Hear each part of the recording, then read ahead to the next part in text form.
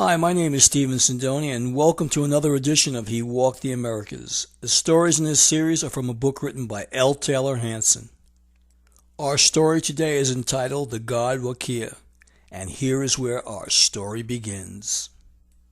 Once in the days long vanished, with three great ships which had sailed from the sunset lands, came white-robed Wakea, the fair god who healed the injured, raised the dead, and walked on water. He came to an outlying island of the Tahitian group where two tribes were fighting bitterly. Now, however, the Polynesians are all one people, anciently calling themselves Maori, from New Zealand to Easter Island off the South American coastline. They were the Vikings of the sunrise, rowing their longboats over the trackless ocean, guiding themselves by the stars of the heavens, and speaking one language from Hawaii southward. They used the same plants, kept the same animals, and sang the same songs of the ancients. One of these was of the god Wakea. To an island where men were fighting for the possession of the good land came three ships with giant sails, like enormous birds, with wings uplifted, glowing goldenly in the dawn light. Suddenly frozen to immobility were the warriors as the ships moved around a jutting headland. What manner of monsters are these with the great wings? Perhaps they have come to devour the people. Forgotten was the heat of the battle. Friend and foe stood facing seaward, weapons clutched in paralyzed fingers, staring in wide-eyed wonder. The ship's oarsmen, whose paddles looked like 100 centipede legs touching the water, rested now for their task of moving the giant monsters forward. Then the islanders saw something white moving toward them. Apparently it had come from the great birds, and it glided easily over the water with the rhythmical ease of a man walking. As the spot of white came closer, they saw in amazement that this was a fair god, man-like in form, but unlike their people. Soon they could see him clearly, the gold of the dawn light shining behind and around him, making a halo of his long curling hair and beard. They saw the foam-like swish of his garments. As he came up on the wet sand, the warriors stared in fright at his garments. They were dry. Now they knew that a god stood among them, for none but gods could walk on water. From his garments, so foam-white, they looked to his pale face, and then into his eyes. They were strange eyes, gray-green as the depths of the water, and like it, ever-changing. Now those eyes flashed with anger as he stared about him and looked upon the injured. A god had come from the sea to walk among them, and his first look was that of anger. The warriors fell down as one man, and began an old chant, anciently employed to a god for forgiveness. When they dared again to raise up their own eyes, they saw him going among the injured and dying, who arose from their pain to find themselves well of body as soon as his hand or garments had touched them. Thus on this never-to-be-forgotten day came the beloved Wakea to live for a while among the people. When the villagers arrived with presents, creeping on their knees toward him, he signaled the ships. Small boats now left the big birds and brought other strangers. These men, though something like him in features, and like him bearded, were different in two ways from the god Wakea. Most plain to see was that their garments were not white but colored. But there was something beside this material difference. It was the way these friends looked upon their leader. In their eyes one could see their reverence. In their strange speech one could feel their great love. Friend and foe among the Polynesians now set about to entertain the strangers, putting forth their choicest dishes, making welcome with song and dances. They invited the strangers to partake of the great feast. They had planned an entire night of merrymaking, but alas, as the sun began to paint the western sky with the colors of the orchids, hanging in profusion in the forest, they could see that the strangers were preparing to leave them.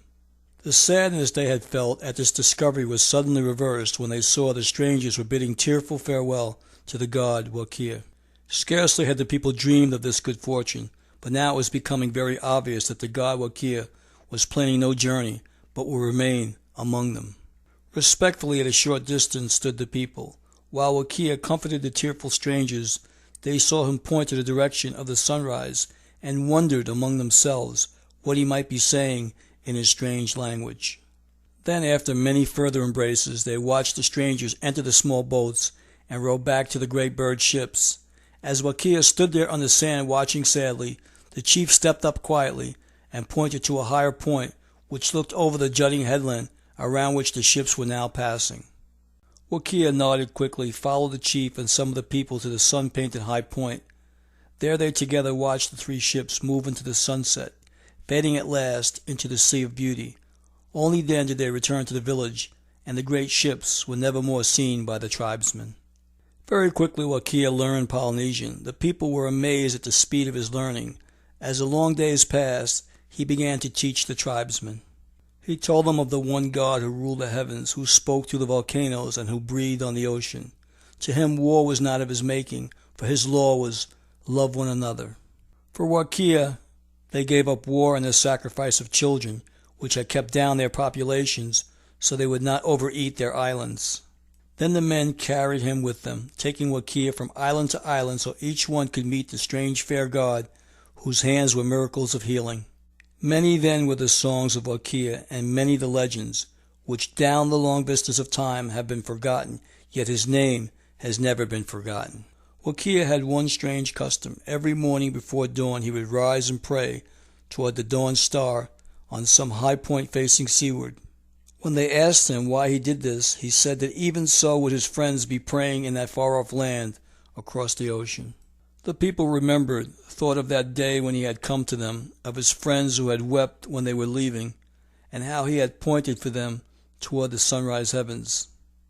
Finally the fair God knew well of all the islands, and there was not one where he had not landed, feasted, and taught the people.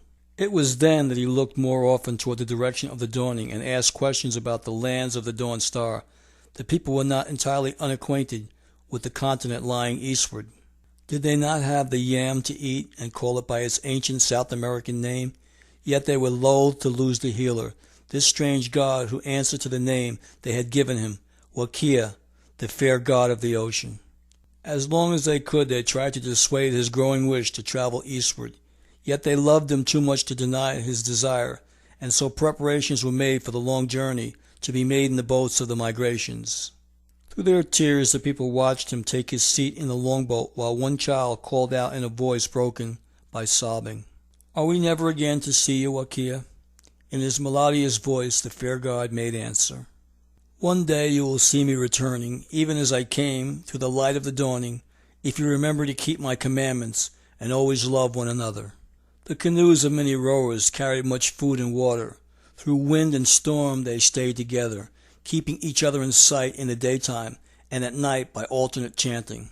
Thus from the islands and into the sunrise rode the long boats carrying Wakea, beautiful creature of peace and laughter, whose curling brown hair trapped the red gold of sunlight, and whose strange level eyes held the sea's deepest mystery, changing like the water in light and shadow. So the fair God moved into the dawn toward the lands of the dawn star, sped onward by the chants of farewell sung by the sorrowing people.